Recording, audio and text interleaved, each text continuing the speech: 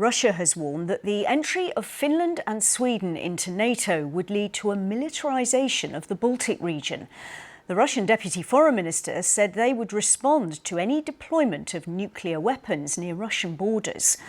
The foreign ministers of Sweden and Finland are due to meet their NATO colleagues in Berlin today.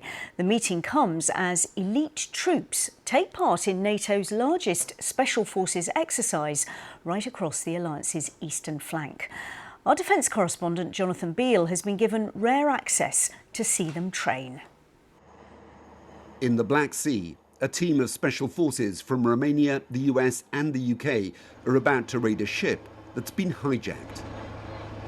This is just an exercise, but there's a real war nearby in neighbouring Ukraine. These elite troops could be part of any NATO response if the conflict spreads. This is a rare glimpse into the sensitive world of covert special operations, and we've been asked not to reveal identities. I think everyone is, every person is a little bit worried when it's a conflict next to its border. It's a normal thing, but it is what it is. We have to be prepared. Tensions have been rising here on the Black Sea ever since Russia first invaded Crimea and now with its war in Ukraine. NATO's response has been to dramatically step up its military presence and activities in this region. Trojan Footprint is NATO's largest special forces exercise, taking place right across its eastern flank. And they're already learning vital lessons from the war in Ukraine. In Latvia, a NATO country that shares a border with Russia, special forces medics are putting those lessons into practice. How to keep a seriously injured casualty alive in a scenario when aircraft risk being shot down. We were asked to alter the voice of this US Special Forces doctor.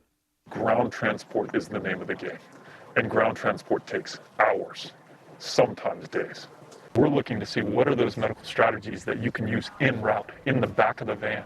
In these prolonged transports, what are the risks? Vibration from the vehicle knocking a tourniquet loose, for example. Things that we, again, didn't have to consider when we had this very robust system to deliver patients rapidly to the surgeon. Now we're having to retrain ourselves. Special forces from the US, UK and other NATO nations practice at night the final phase of the mission, landing a US Special Forces plane on a narrow road instead of a runway to extract the patient. Ukraine's Air Force has been doing the same after some of its runways were damaged. It's a highly skilled, high-risk maneuver. In Lithuania, just 50 miles from another border with Russia, another team of NATO special forces are honing their skills, mounting a complex raid on an enemy position. NATO's special forces believe training together like this makes them a potent deterrent to any adversary. But more than that, they think it's already paying off for Ukraine's own special forces, who they helped train before the war began. Jonathan Beale, BBC News.